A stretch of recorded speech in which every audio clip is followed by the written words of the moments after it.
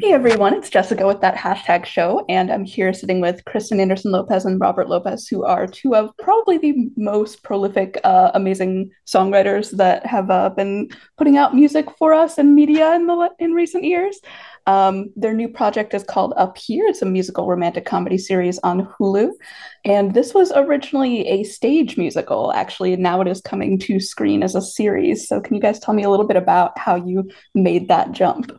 It was a stage musical, but it was a completely different story with completely different characters in 2015. And it sort of got put in a drawer after it opened in La Jolla because we got really busy with all things Arendelle, having to do both Broadway, Frozen Broadway, and Frozen 2 at the same time.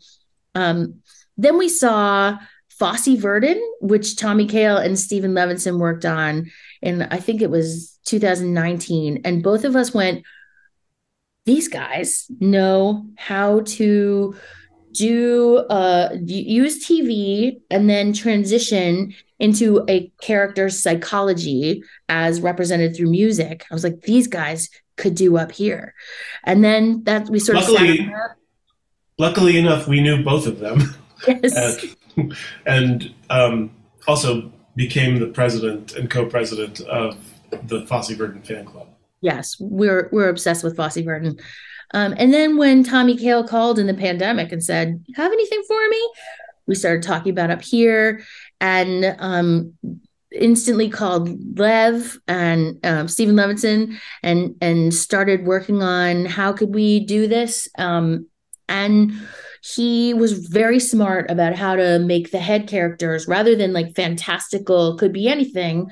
He really grounded them in truth of memories and trauma and the people that we carry around in our heads that represent those things.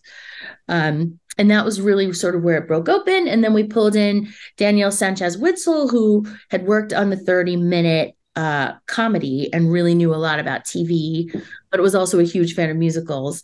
And it was really with this team that Up Here found its true self as the first sort of new American musical that is in this streaming genre that doesn't make fun of musicals, that really is like we're balls out a new musical.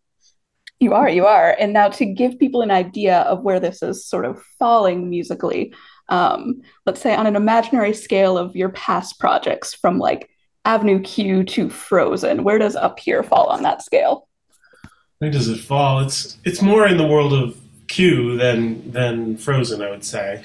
But I think I don't know. I think it's a little bit more emotionally advanced. I mean, Avenue Q is mostly a comedy. This show, the music is really standing in for the characters' deep emotions that they very often hide. These huge emotions that are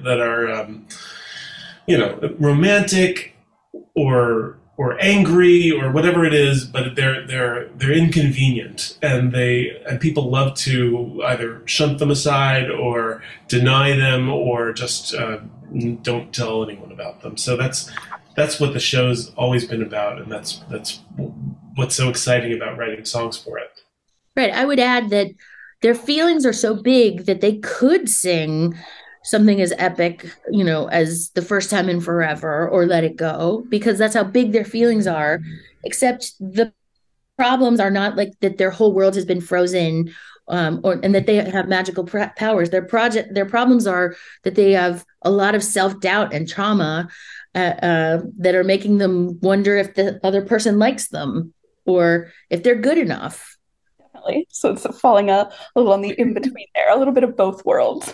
I think one of the things that we wanted to do is tell a story about an extraordinary story about an ordinary couple, where the small little things that get in the way of every relationship, the self-doubts, the insecurities we don't share with the people we love,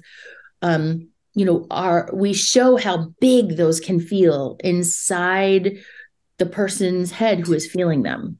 Absolutely. And that is what it's all about, bringing that to life so that we can all see it happening in real time and for and you. laugh at it.